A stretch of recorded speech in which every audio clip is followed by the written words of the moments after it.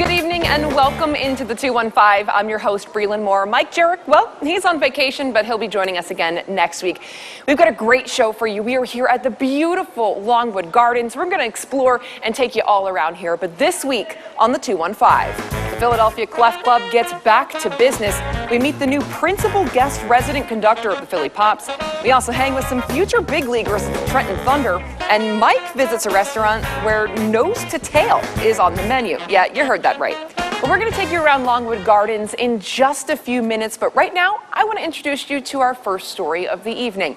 The Philadelphia Clef Club's main initiative is to preserve the tradition of jazz right here in Philadelphia. COVID unfortunately forced them to close their doors in 2020, but now they are back in action. The future of what's happening with the music is coming out of Philadelphia.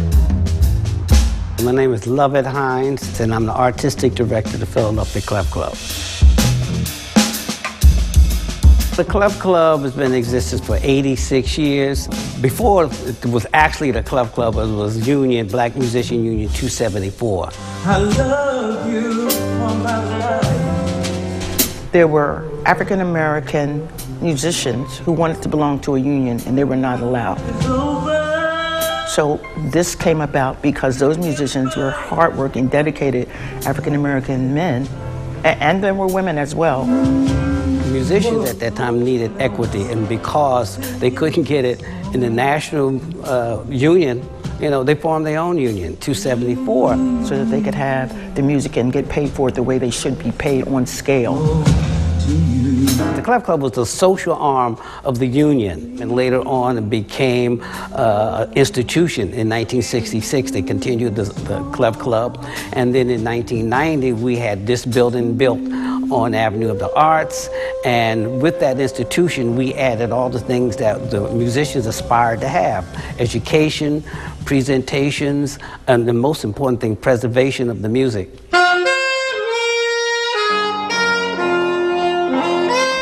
When you think about this being the essence of people's lives, of children, of artists who've gone out into the world, a lot of these students have come through Juilliard, through the Manhattan School of Music, as well as Temple University, as well as University of the Arts. But they don't just stop here. They take this to level themselves and to build up what they have and move on to higher planes. When you look at the history of this building and to have the opportunity to be part of that history. Being a part of history is something I strive to do. So as someone who's already a part of other people's history, I feel like I'm making my first few steps in that. The Clef Club teaches you how to become a musician, a professional musician. I started playing drums in 4th grade. So my dad took me to a concert. It was the Dell Music Center, and I saw Shelly E, and I saw her take a drum solo. I was like, wow, I want to be like that. And ever since then, I started playing drums. It showed me that music can take you far in life, and you can learn a lot of stuff with playing music. Well, I came to the Clef Club in about 2016 at the recommendation of some guys in New Jersey, where I was playing at some bars and clubs with my grandfather and some organ trios, and they recommended me to come here, and I've been a student here ever since. I've been to the Clef Club about 12 years. I worked with Teddy Pendergrass for 5 years. I worked with Billy Paul for 2 years, Patti LaBelle, the OJs, Rick James, the whole gamut. And it allows me to bring a lot back to the students. And it's a different story when you teach than when you're performing and doing that kind of work. It gives me a little leverage in dealing with my students, and I love that because I love teaching. I love teaching. Clef Club students are every place. Listen to the musicians that came here before. I mean, Grammy nominees, everybody on Apple Music, probably hundreds of record labels. These original records we have book collections that we've gotten from patrons. You see, we got old instruments too. This is one of Jimmy Smith's organ. We have 2 of them. You had John Coltrane was part of Union, okay? You had the Heath brothers were part of the Union but came in and practiced. You had Nina Simone was part of that. You had Grover Washington. Christian McBride from Philadelphia, he was connected with me, part of the Clef Club.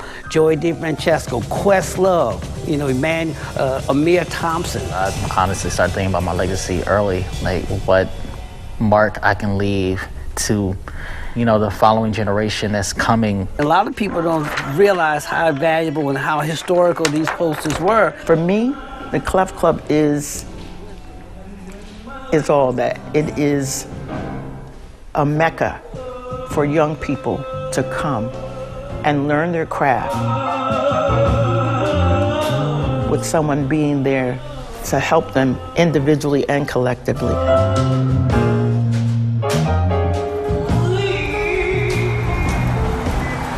Sounds pretty cool, doesn't it? Well, if you want more information on the Philly Clef Club, just go onto their website. You can find their list of upcoming concerts and definitely go check them out. But right now, we're actually going to go a few blocks north on Broad Street to the Kimmel Center. And our executive producer here for the 215, Mike Jerrick, sat down with the new principal guest resident conductor. Music is so powerful. It's been said that the highest form of hope is art. Byron Stripling. I'm the principal guest conductor of the Philly Pops. Just give us a little, the brief history. Byron Stripling.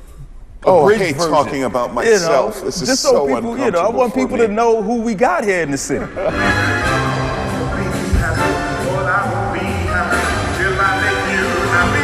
Classical music has always been a part of my life. My father was a classical singer. Then I picked up the trumpet. I wanted to be a trumpet player within an orchestra. Then I got the jazz bug, and I started hearing about these great jazz musicians. As I mentioned before, many here who were born and bred in Philadelphia.